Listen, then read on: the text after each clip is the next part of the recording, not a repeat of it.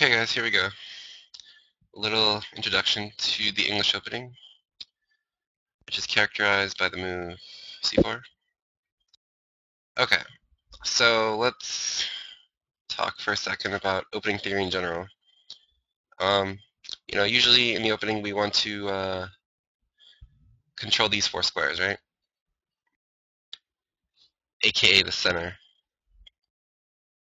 So, when we play e4, for example, we're hitting on d5. We play d4, we're hitting e5.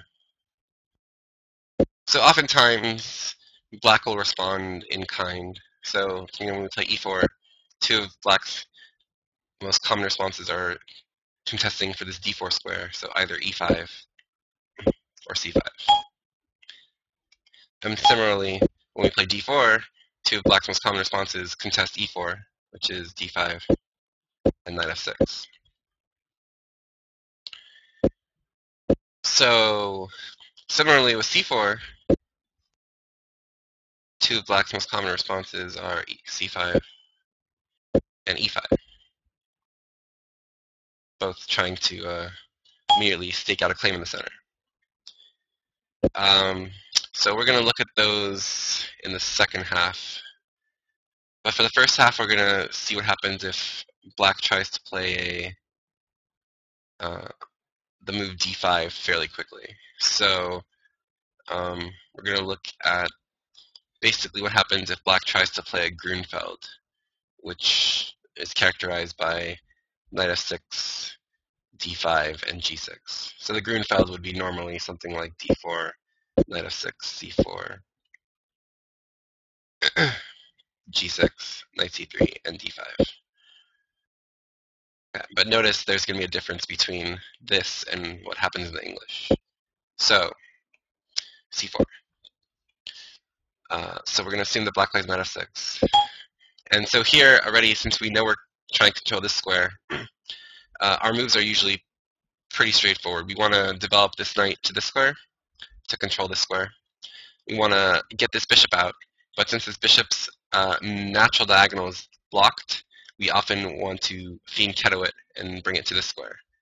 On g2, it also helps control e4 and d5, but also it kind of is its preferred diagonal because c4 kind of has already hemmed it in. So we often play knight c3, we play g3, we play bishop g2, and again, our pieces are all kind of aiming towards d5.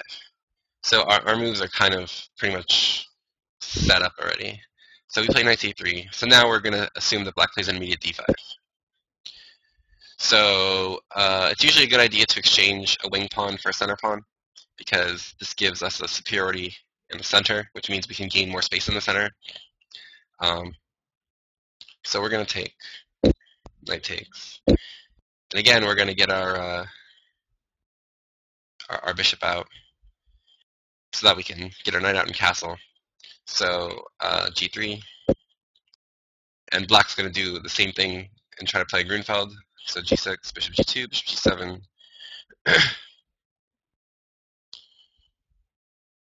Oh, sorry, actually, here we're going to assume that black takes first. We'll look at the other move in a second, but we're going to assume. Sorry, this piece is hanging. So take first, then bishop g7. Okay, so now looking at this position, it looks very symmetrical, right? Both sides have fianchettoed bishops. Pawn structures are almost identical. Only difference is this pawn's on c3 instead of b2. And so therefore, black has a half open d file, white has a half open b file.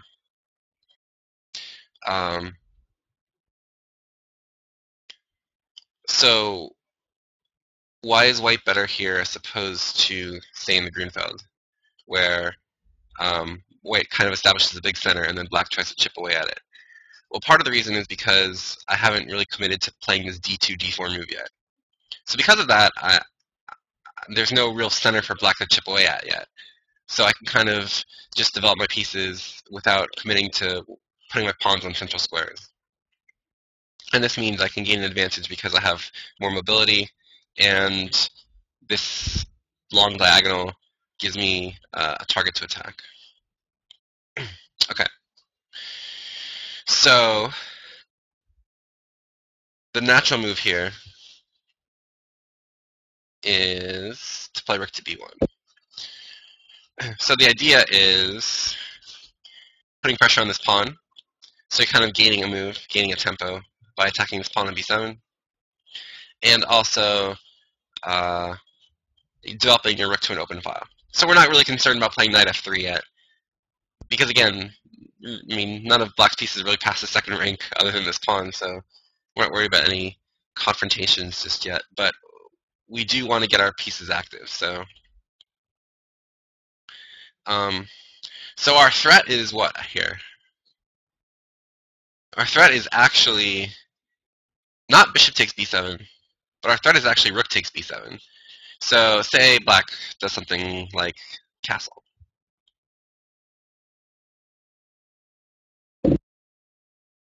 So the problem with bishop takes b7 is take, queen d5, and all of a sudden our rooks are forked. Not good. So, but we could play rook takes b7 here, then take, and now this rook is trapped, and we're going to end up with a pawn plus. Okay. So instead,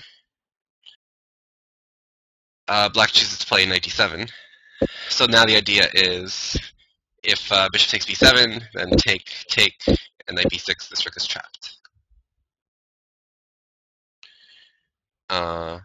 So again, it's a poison pawn. But now we just continue developing. So knight f3, castle, castle. Okay. So now black is feeling a little bit of pressure on this pawn and wants to be able to get this bishop out. So he kind of blockades this rook's access to this pawn, plays knight d5. Okay. And now, here, white has a very strong move at his disposal. And it's a common theme in these positions. And this move is to play knight to g5. So you might think that developing this bishop is more accurate, but truth be told, it's not really clear where this bishop wants to go yet. Whereas right now, we're putting pressure on this pawn, which means this bishop can't develop naturally. And we have a simple idea of just playing knight e4, knight c5, and again, target this pawn. And it's very hard for him to defend it, because if he plays c6 or something, again, he's going to be incurring some weaknesses on his queen side. So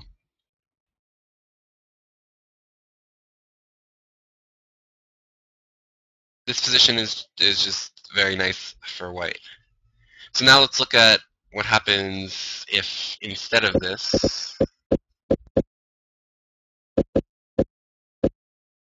okay, so in this position on bishop g2, so again, this knight's attacked. So instead of taking on c3, what happens if knight b6? So now it's a slightly different flavor, because now we don't have this b takes c3 and rook b1 idea. But we have kind of forced black to waste a move by playing knight to b6. So we play d3, bishop g7, and now all of a sudden, we kind of switch gears completely. And if you notice, look at this side of the board versus this side of the board. Notice how really the only piece on this side of the board is going to be this bishop once black castles, whereas all the rest of black's pieces are kind of huddled on the queen side. So that should kind of be an indication that we're going to want to attack. And indeed, after bishop e3, castle, white engineers an attack with queen c1. And now, we have a simple idea. We just want to play bishop h6, h4, h5, and open the h-file and mate the king. And as caveman-like as it looks, it's actually very difficult to stop. So something like knight c6 is generally not advised here, simply because we can take, and these pawns are completely ruined. And black having the two bishops is of no consequence, because here we play bishop h6 immediately. And so after something like bishop e6, h4, take, queen d4, knight f3, queen g7, check, take. And now the problem is this endgame is virtually lost for black, because these pawns are just way too weak. And if black doesn't trade queens, white has a strong attack as well, as black having crushed pawns. So always be on the lookout for these bishop takes c6 ideas in these openings when before black has a chance to shore up his pawn structure. But okay, so after queen c1, black played rook e8, and now we just go through our plan: bishop h6, bishop h8, h4, knight c6, h5. So now we don't want to capture c6, because now we can't exchange these bishops. So we only want to we only capture here if we can guarantee that we can get rid of the two bishops, because the two bishops would be a bit of a problem if we left them on the board. But now we can just continue our attack. So again, we're kind of waiting to develop this piece for a while. We want to kind of open up the h file first. And again, white has good play here, because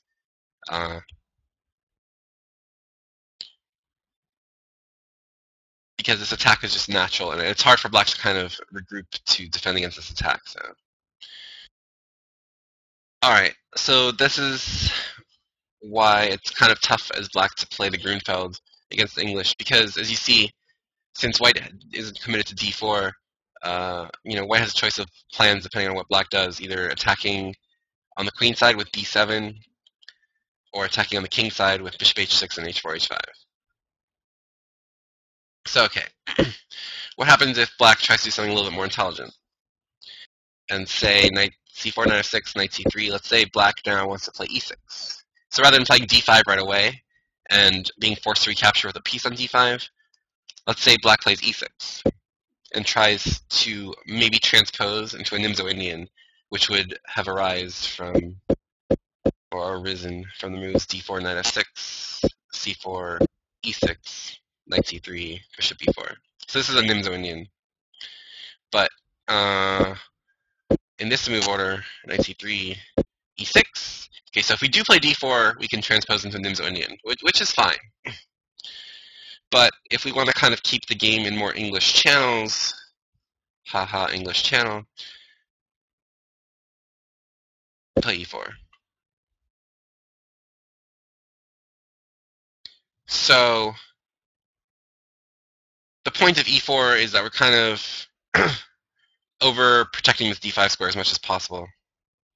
And the point is that bishop e4 virtually loses on the spot, because after e5, this knight has to move somewhere. Can't go here, can't go here, can't go here, so I have to go back. And queen g4, this is pretty much just game over. It's almost impossible to defend this pawn without either pushing it and incurring permanent weaknesses. This is just like a really bad French, basically. So, and so, yeah, and if black tries to do something kind of passive here, like d6, then we can simply play d4 and get a strong center. And if black tries something like e5, trying to kind of trick us, we can play f4 here, and this is also strong.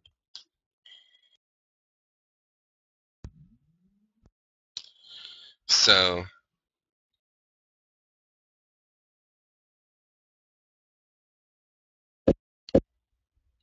yeah, so the two main ideas here for black in this position are either to play d5 right away or to play c5. So we'll look at c5. So now, again, e5, and now again, knight g8 is forced. And now d4, cd4, queen d4, knight c6, queen e4, and d6. Okay. So black has to try to get rid of this pawn, because